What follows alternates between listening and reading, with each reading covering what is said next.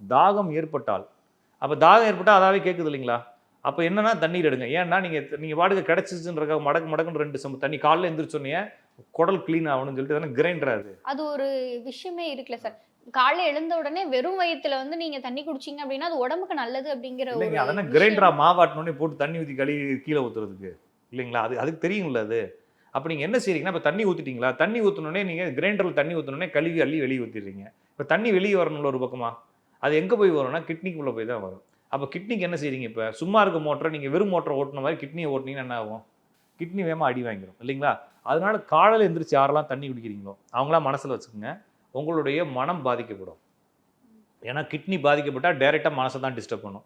Kidney வேலை கிட்னிக்கு வேலை அதிகமாயிருச்சுன்னா, அது இன்னொரு இடத்துல எங்க ஸ்ப்ரெட் பண்ணி விடும்னா, ஸ்கின்னுக்கு ஸ்ப்ரெட் பண்ணி விடும்.